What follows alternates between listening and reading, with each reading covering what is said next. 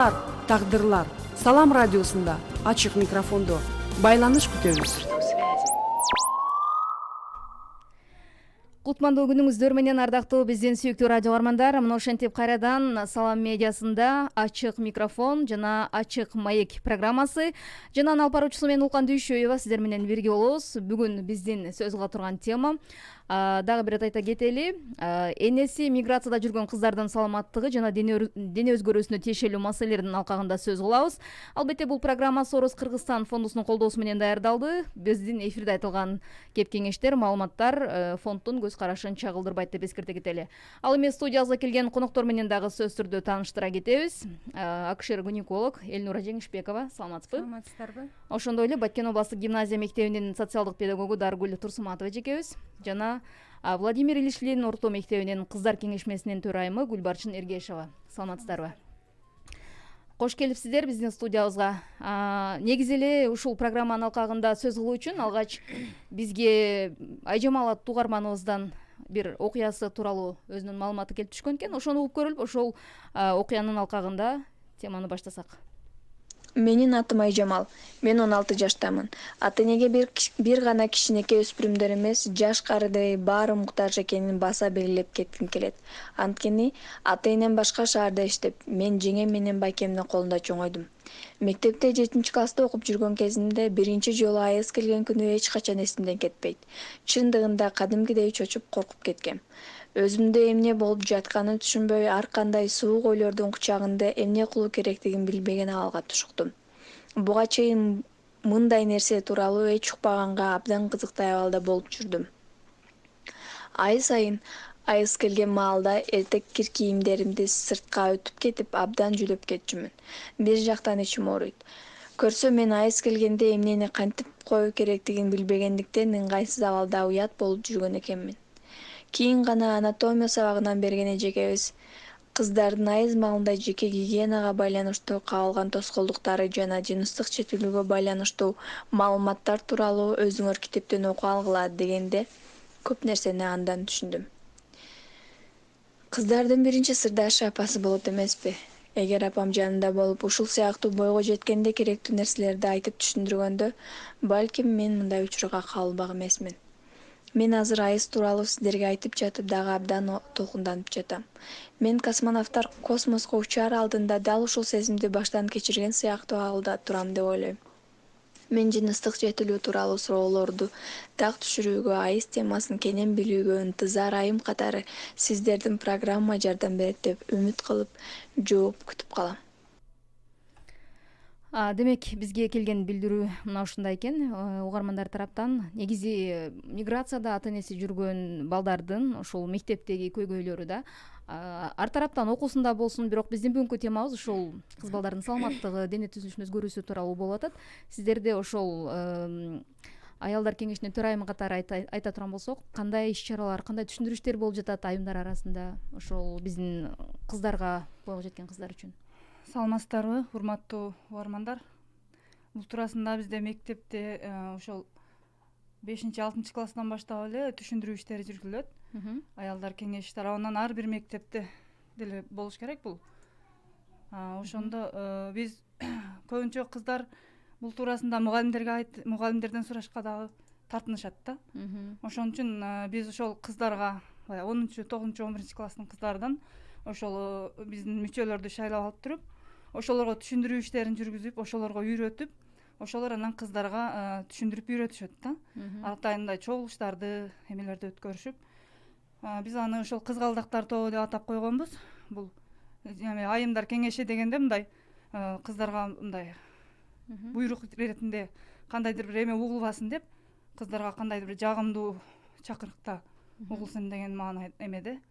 Кызгалдактар тобу деп ошол кыздар аларга бизде атайын ушул сергек жашоо образ деген долбоорду дагы ошол менен иштейбиз да. Ошондо дагы атайын программалар, видеороликтер бар. Ошолор аркылуу ошолорду кыздар аркылуу көрсөтүп, түшүндүрүү иштерин жүргүзөбүз. Негизи бул айымдар кеңеши канча убакыттын аралыгында болуп турат мектебиңиздерде? Бир айда бирби же бир жумада бирби? Негизи өзү программа боюнча коюлганда бул сааттарчы 10 саатка чейин бир жылыначы. Анан 10 саатка чейин коюлган. Эгер зарылчылык болгондо, кандайдыр маселе жаралганда дагы чукул түрдө дагы ушундай эмелер өтүлүп турат да, кыздарга түшүндүрүү иштери. Чоң рахмат. Негизинен бул дагы айтып кете турган нерсе, ата энелерден кээ бир энеси миграцияда же болбосо миграцияда эмес ата энелер дагы түшүнүк беришпейт да кыздарга. Өздөрүндө деле түшүнүк аз болушу мүмкүн. Түшүнүк аз болушат. Же айткандан тартынышы мүмкүн, Ооба, ошон үчүн биз алдын ала ошол 5-6 класстан баштап ушул нерсе болот. Дене мүчөсүндөгү өзгөрүүлөр, ушул айыз кайсы маалда келет, кандай кылат, гигиеналык эрежелерди ушулар туурасында биз түшүндүрүү иштерин жүргүзөбүз. Чоң рахмат.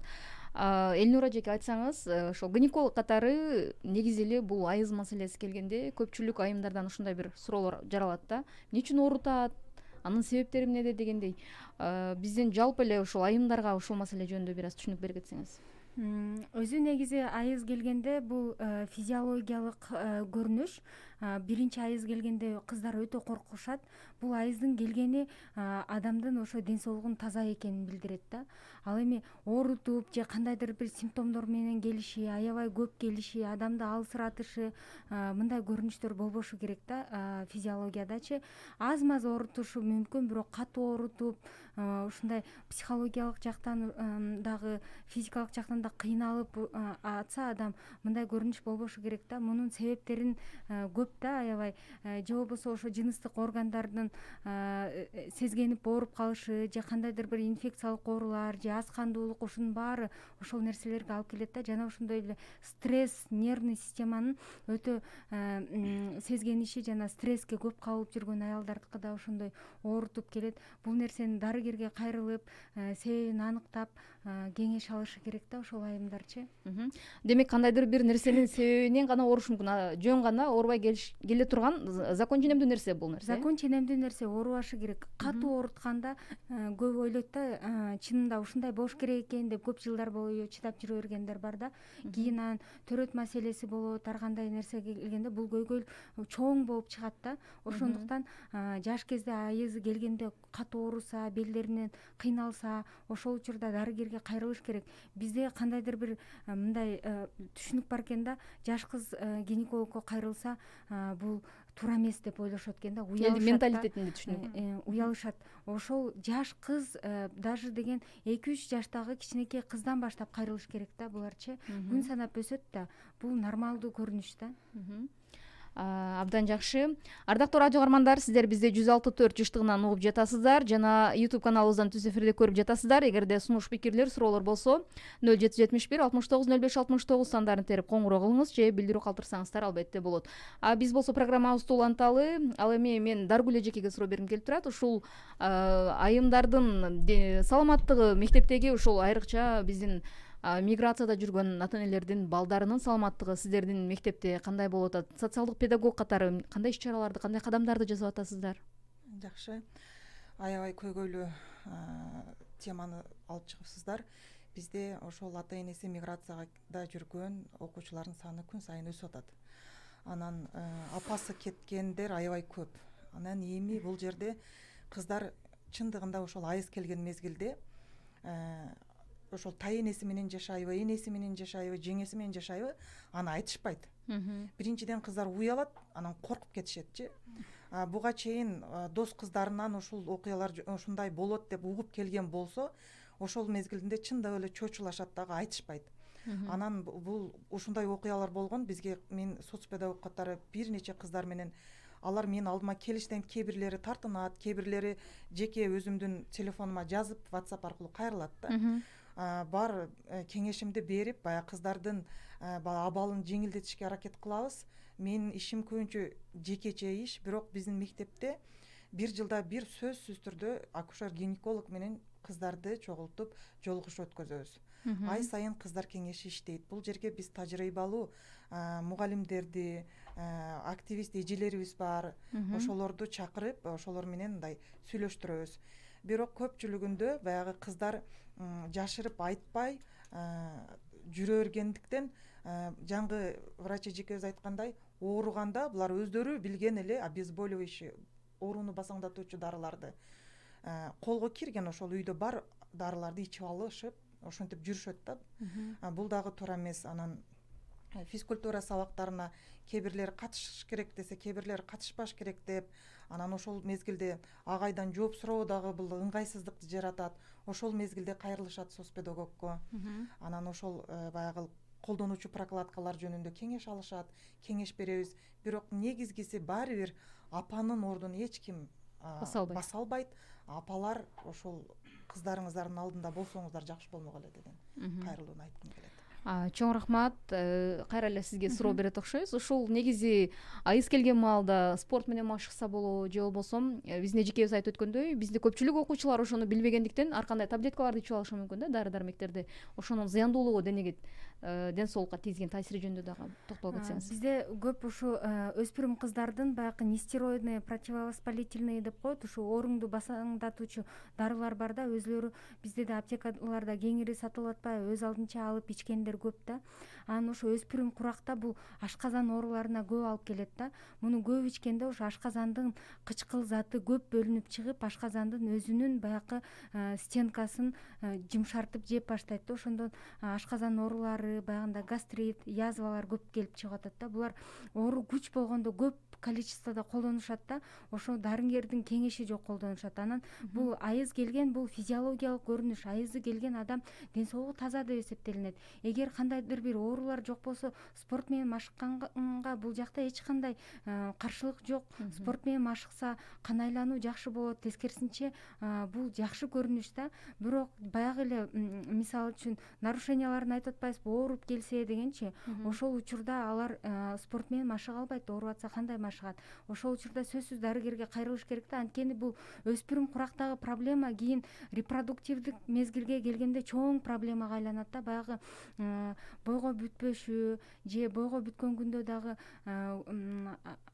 ошол бойго бүткөн мезгилдеги кабылдоолор, кыйынчылыктар ушундан келип чыгат да. Дагы бир суроо келген экен бизге. Азыр угарманыбыз бар байланышта, кабыл алып көрөлү.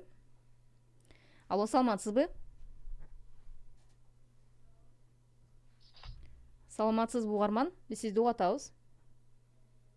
Мен суроо берейин дедим эле. Түз эфирдесиз, сурооңузду бериңиз. Менин месячинем келген убакта менин белим абдан ооруйт, ошого эмне кылса болот, ошо жөнүндө маалымат алайын дегем. Азыр эле бул суроого жооп берген болчу. Башка сурооңуз жокпу? Кайрадан кайталап өтөбүз. Анда жаңыдан кошулган болсоңуз. Дагы месячине кээ бирде кечигип келип калат. Эмне үчүн? Кээ бирде 1 ай, 2 ай келбей калат. Рахмат сизге, бизди тыңдап жана бизге суроо узатканыңыз үчүн. Суроолор түшүнтүлүү болду окшойт. Ооба. Бул суроого эми түз эфирден мындай кылыңыз, андай кылыңыз деш кыйын. Бул суроонун бул көйгөйүңүздүн себептери көп болот да. Сизде мисалы үчүн 1 ай кечигип келип, убагында келбей атса, оорутуп келип атса, гормоналдык өзгөрүүлөр, гормоналдык нарушенияларыңыз бар болушу мүмкүн. Жана воспалительный процесси деп коет. Ошо репродуктивдик органдарыңыздын сезгенүү оорулары бар болушу мүмкүн. Буну сиз дарыгерге кайрылып кеңеш алышыңыз керек да. Сизди биринчи көрүшүбүз керек, анализдерди алып көрүп, ошого жараша кеңеш беришибиз керек да.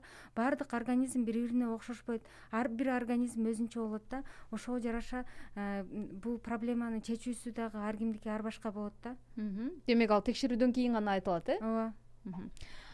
Бизге дагы бир суроо келиптир телефонубузга. Саламатсыздарбы? Айыз келгенде негизинен ооруш керекпи дейт. Азыр эле айтып өттүк. Алгач келгенде оорубайт болчу, эми ооруп келе баштады дейт. Бул дагы сиздин ден соолугуңузда кандайдыр бир көйгөйлөрдүн бардыгы, Ооба.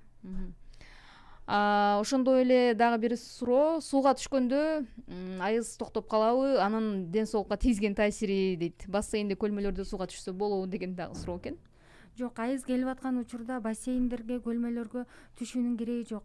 Анткени ал жакта сиз жалгыз түшпөйсүз, суунун кандай экенин билбейсиз, кандайдыр бир инфекцияны киргизип алышыңыз мүмкүн. Айыз келген учурда андай нерселерге түшпөй эле турган жакшы. Обычный душка түшсөңүз болот, жана ысык баня, мончо пары менен болбойт да. Чоң рахмат.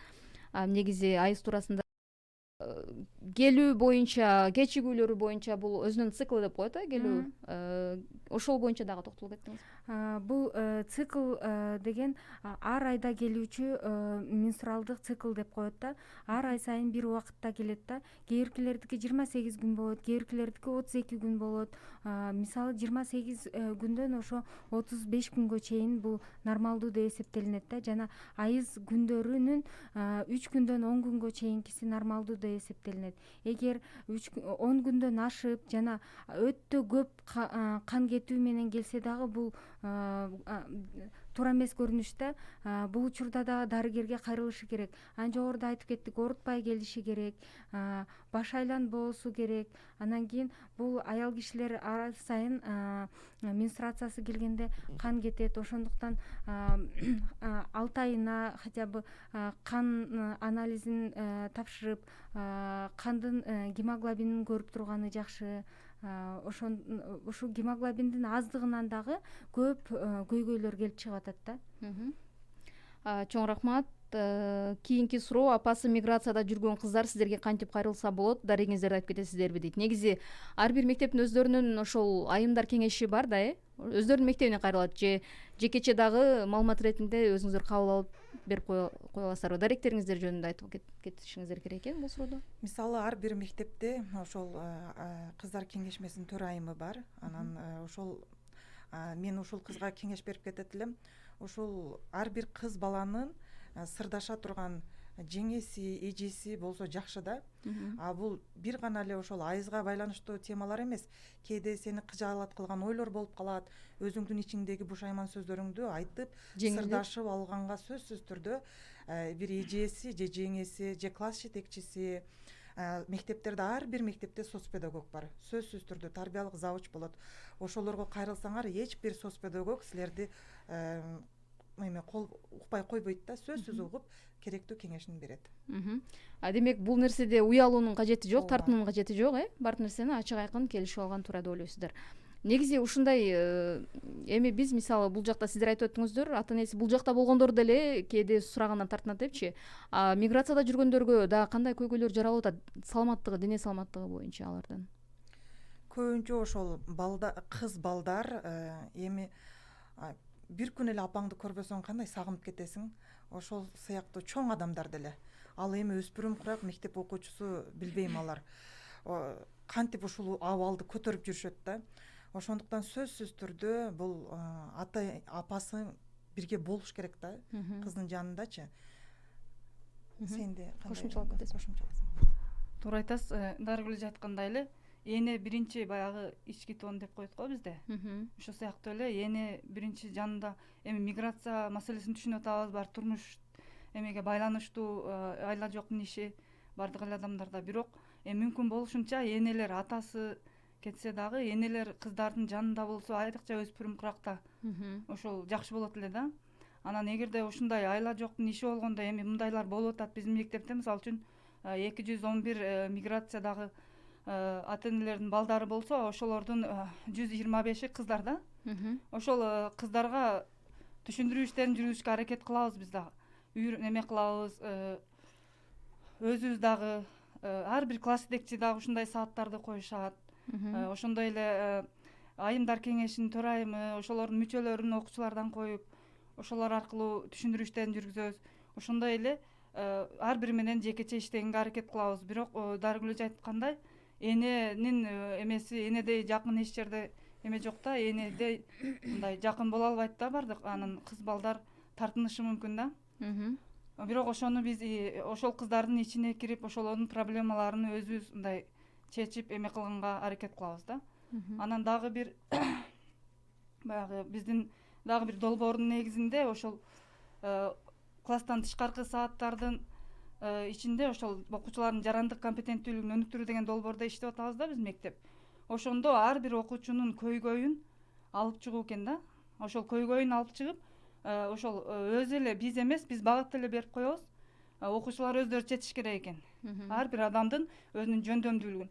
Ошондо бала ачылып, өзүндөгү көйгөйлөрдү бизге айтпаса дагы, баягы өзүнүн жолдошторуна, досторуна айтышып, ошону чогуу чечкенге аракет кылышат экен да. Ушул долбоор менен биз 2 жылдан бери иштеп атабыз. ушунун кичине жыйынтыктары жакшы көрүнүп атат да. Ошондо балдардын өзүнүн, ошол кыздардын өзүнүн тең туштары менен өзүнүн проблемаларын кеңири талкуулаганга, чечкенге.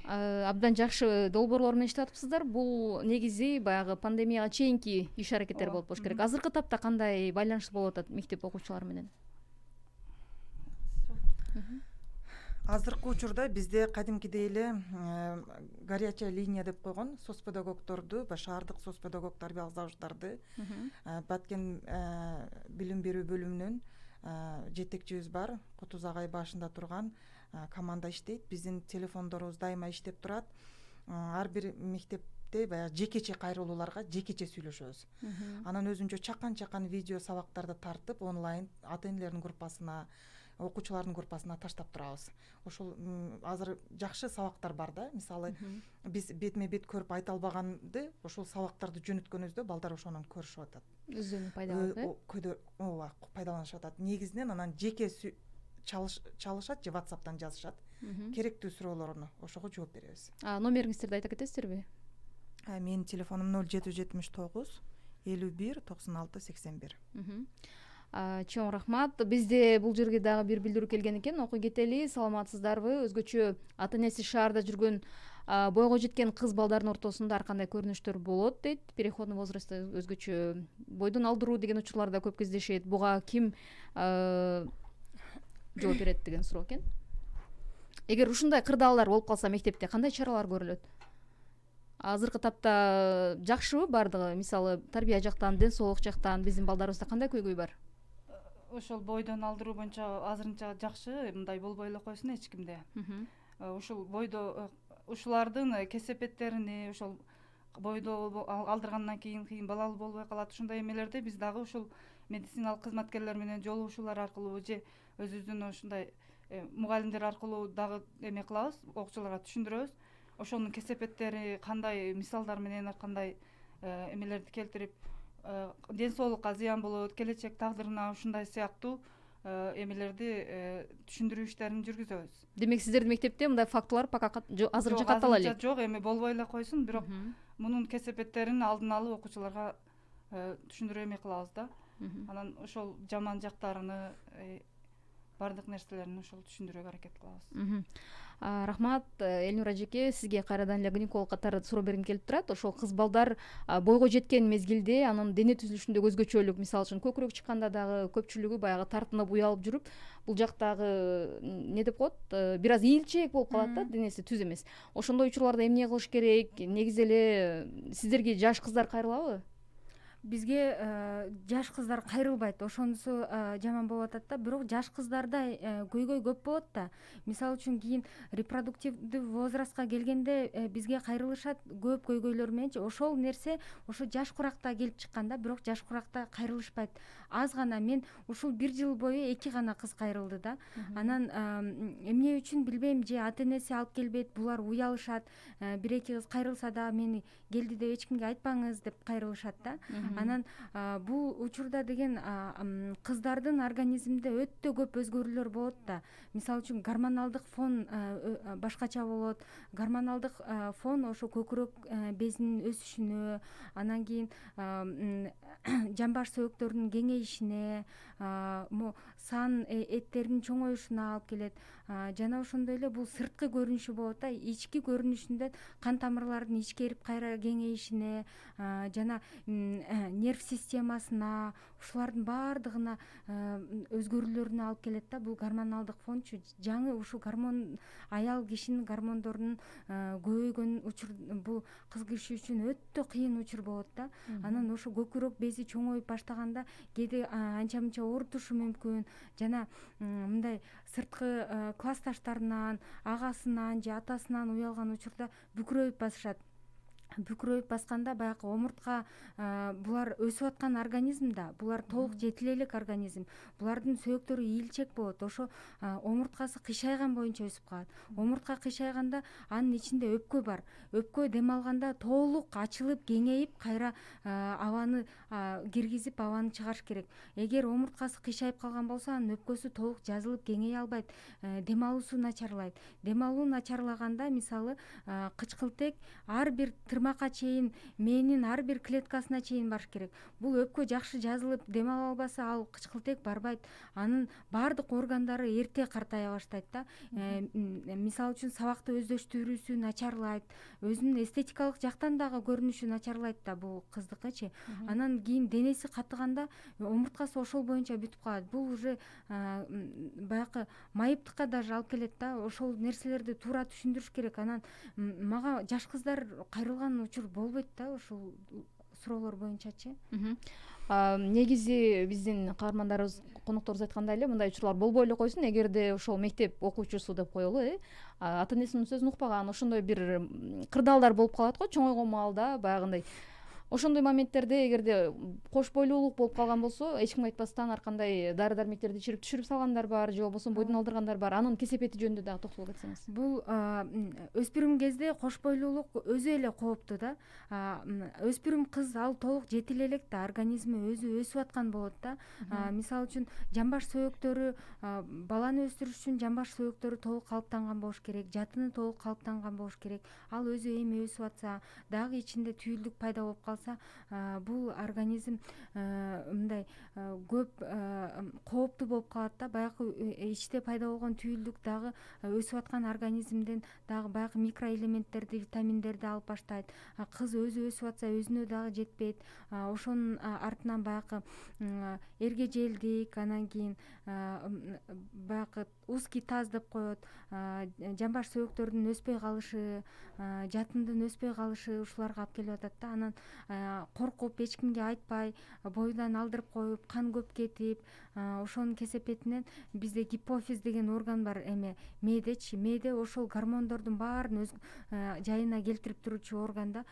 Кан көп кеткенде ошол органдагы клеткалары өлүп калат да, ал иштен чыгып калат да. Кийин гормоналдык эме бузулууларга алып келип, ушундай көп көйгөйлөр жаралып атат да.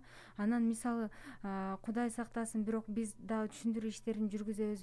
Өспүрүм учурда бойго бүтүү өтө кооптуу депчи.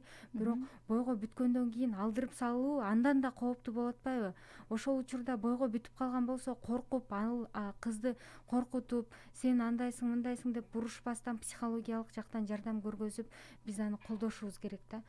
Алдырып салуу андан да кооптуу болуп атпайбы? Ошондуктан биз анын тамактануусун жакшыртып, медициналык жактан, психологиялык жактан жардам көрсөтүшүбүз керек да андай кыздаргачы. Эгер биз алдына ала албадык, алдына ала албагандан кийин андан кийинки көрүнүштү урушуш уже кеч да. Демек ага чейин алдына алышыбыз керек, Бизде угарманыбыз тараптан дагы бир суроо келиптир. Кеңеш сураганга дагы бир жолу WhatsApp номериңиздерди кайталап коюңуздарчы. Салам дейт конокторго. Суроо берейин дедим эле. Мен 35 жаштамын, анча-мынча көкүрөгүм бир аз сайышып ооруйт. Анда эмне кылышым керек дейт. Мында дагы силерге кайрылыш керек болуш керек, Ооба, кайрылыш керек. Көкүрөк сайышып оорушса дагы анын себептери көп деп атпаймынбы? Бул бир симптом деле. Бул дары менен дарылаңыз деп айтып кое албайбыз да. Аны көрүш керек. Текшерүүдөн өтүшүңүз керек.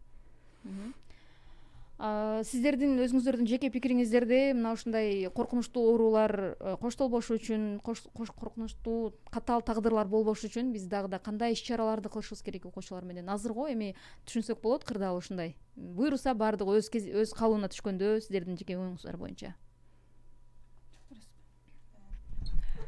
Ушул өспүрүм кыздарга кайрылып кетет элем. Бизде азыр эми заман ушул интернет заман болуп калды. Баары эле өзүнө керектүү сурооду ошол интернеттен издешет да. Мен айтат элем, ошол такталбаган маалыматтарды алып, өзүңөр билгендей эле ошол интернетте толтура сунуштар жазылган да. Ошону чекеден алып кароо туура эмес. Сөзсүз түрдө врачка жеке кайрылып, адистен гана кеңеш алып, ошол адис менен гана сүйлөшкүлө демекчимин да. Мисалы кыздар ойлосоңор, мына интернетти ачтыңар, мисалы арыкташ үчүн алма жеш керек деп турат бир сайтта. Анан бирөөсүн ачсаң, эртең менен алма жегиле деп турат. Бирөөсүн ачсаң, эртең менен алма жеген такыр туура эмес деп турат да. Эми ушунун кимисиге ишенет элеңер? Ошондуктан кыздар ар бир нерсе өзүнүн адиси менен кеңешиш керек. Адис жеке гана бергенде гана кеңештерди аткаргыла демекчимин да. Интернеттеги бардык нерселерди аткара бербегиле. Ошол анан кошумчаңыз суал. Мен айта кетет элем, ошол мүмкүн болушунча энелер ошо өспүрүм куракта кыздарга ушул дене саламаттыгы боюнча туура түшүндүрүү иштерин жүргүзүп, жакшы түшүнүк берип алдын ала кыздарга. Анан ошол мүмкүн болушунча ошо өспүрүм куракта кыздардын жанында болгону жакшы эле да. А эгер ушундай зарылчылык болуп калганда, ошол таштаган, мисалы үчүн тайэнеси болобу, жеңеси болобу, ошолор деле ошол жакшы жакындан өздөрү билип эле жардам бергени жакшы да. Анан албетте биз мектепте дагы ушундай иштерин жүргүзөбүз, бирок өзүнүн энесин менен ички сырдаш энеси менен ошол эме кылганы дагы жакшы да. Чоң рахмат. Негизи азыркы биздин сүйлөшүп аткан темабыз бул көбүнчөсү кыз балдарга басым жасалды да, алардын дене түзүлүшүндөгү өзгөчөлүктөр боюнча. Эркек балдар деле бойго жеткенде физикалык жактан өзгөрөт да, аларга деле токтоло кетпейлиби? Мисалы, кыздарга атайын кеңешме бар экен, балдарга дагы ошондой түшүндүрүү иштери болобу? Албетте болот. Бизде ошол балдардын дагы ошол кеңеши бар да мектепте. Ошол жанагы эле биз эме кылган иштеген долбоор сергек жашоо образы деген. Ошондо деле биз ушул 2 жылдан бери ошол долбоор менен дагы иштеп атабыз. Ар бир балдарга ушундай видеороликтер тартылган. Өздөрү көргөндө эле түшүнүп алат. Жакшы эме кылыпчы. Ар бир жеткиликтүү. Ошону эле биз ошол балдар кеңешинин мүчөлөрүнө эле окуучуларга ушул түшүндүрүп, жакшылап түшүндүрөбүз дагы. Алар бизден мисалы үчүн агай же мугалимдерден, аял кишилерден уялат да балдар. Ошолор окуучулардан өздөрү маалымат алып үйрөнүшөт да. Анан кийин биз тест түрүндө, башка түрүндө ошолордон жыйынтыктарды алабыз. Эме ошол сабактар өтүлгөндөн кийин. Ушундай эмелер сабактар өтүлүп кетет. Анан ошол Демек, балдар үчүн атайын агайлардын кеңешмеси бар экен да, балдар кеңешмеси бул окуучулардан. Окуучулардын өздөрүнөн турган топ. Топ болот, ошолордун мүчөлөрү бар. Ошол ар бир класстар менен иштешет да. Ар бир класста өзүнүн бир балдар кеңеши бар. Анан 7 класска чейинки бир, анан кийин 11 класска чейинки бир деп ошолордун мүчөлөрү иштешет да. Мен дагы кошумчалап кетейин. Бизде эле эми ар бир мектепте балдар кеңешмеси бар. Бирок азыр кырдаалга байланыштуу мектептерде агай өзү жетишсиз болгондуктан ушул проблема аксайт. Мисалы, балдар кеңешмеси ал жерде кылмыштуулуктун алдын алуу боюнча, зордук зомбулуктун алдын алуу боюнча гана иштерди алып барат. Алдын алуучу. Анан ошол эркек баланын өспүрүм курактагы жыныс мүчөлөрүндөгү өзгөрүүлөр боюнча эч кандай адис жок. Биз эми кече жакынга чейин эле эркектер оорубайт, эркектерде жыныс мүчөлөрүнө байланыштуу оору жок деп келгенбиз да. Бирок ошол бар экенин, кыз балдарга параллельно эле кыз балдар менен бирге эркек балдарды дагы ошол өспүрүм курактагы өзгөрүүлөр боюнча жакшы сабактарга азыркы мезгилде бардык, менин оюмча, бардык мектептер, бардык эркек балдар муктаж. Бул аябай чоң проблема. Бул жөнүндө дагы жакшы бир сүйлөшсө болот да. Келиңиз, анда Элнура эжеке, сиз ошого да токтолуп кеттиңиз. Азыр эле кыз балдардын негизи медицинада кыз балдар менен эркек балдардын баягы балагатка жетүүсү канча жаштан калыптанат, жана анда балдардагы дене өзгөрүүлөрү жөнүндө дагы токтолуп кетсеңиз. Ооба, кыз балдар сыяктуу эле эркек балдардагы дене өзгөрүүлөрү пайда боло баштайт. Кыз балдар көбүнчө 9 жаштан, эркек балдар 12 жаштан да. Эркек балдар кичине кечирээк башталат да, баягы өспүрүм курагычы. Анан бул учурда алар дагы көп кыйынчылыктарга кабышат. Булардын денесинде дагы гормоналдык өзгөрүүлөр пайда болот. Үнүнүн өзгөрүшү, жыныстык мүчөлөрүнүн өзгөрүшү буларга деле коркунуч жаратат. Анан бизде мисалы үчүн психология мындай калыптанып калганда, эркек балдар көп сырын ачып айта алышпайт. Керек болсо үйүндөгү атасына дагы айта алышпайт да. Анан эркек балдардагы жыныстык оорулар мындай бессимптомно деп коет. Баягындай симптому жок өтөт да көбүнчөчү. Анан көп чоң кооптуу нерсе пайда болгондо да билинет да. Ага чейин кыздардыкы кичине башында билинип баштайт. Эркек балдардыкы билинбей өтө берет дагы, анан кийин өтүшүп кетет да. Көп өтүшкөн учурлар пайда болуп калат. Ошол үчүн биз деген аталар дагы өтө көп көңүл буруш керек да. Эркек балдарга кыз баладай көп ушул өткөлүк куракта, мисалы үчүн медициналык жагына көп көңүл бурулбайт да. Ошол жагы бар да. Ошондуктан бул эркек балдардын көйгөйү дагы чоң маселе. Сиздерге чоң рахмат. Вактыңыздарды бөлүп, биздин радио каармандарга жакшы кеп кеңештерди берип өттүңүздөр, өзүңүздөрдөгү иш аракеттер менен бөлүштүңүздөр. Мындан арада ийгиликтер болсун. Ардактуу радио каармандар, биз сөз кылган тема Ачык микрофон программасынын алкагында энеси миграцияга кеткен энелердин, кыздары жана алардын саламаттыгы, дене өзгөрүүсүнө тиешелүү маселелер жөнүндө сөз кылдык. Дагы бир конокторубузду тааныштыра кетейин. Акушер-гинеколог Элнура Жеңишбекова жекебиз болду, жана ошондой эле Баткен областык гимназия мектебинин социалдык педагогу Дарыгүл Турсуматова жекебиз, ошондой эле Владимир Ильич орто мектебинин кыздар кеңешмесинин төрайымы Гүлбарчын Эргешова. Терең ыраазычылык билдирели, ардактуу угарман. Бул программа Сорос Кыргызстан фондунун демилгеси менен даярдалды жана эфирде айтылган ой-пикирлер фонддун көз карашын чагылдырбайт. Мен сиздер менен коштошпойм. Буюрса жаңы саатта жаңылыктар түрмөгү менен кезигишебиз. Салам медиасы менен бирге калыңыздар.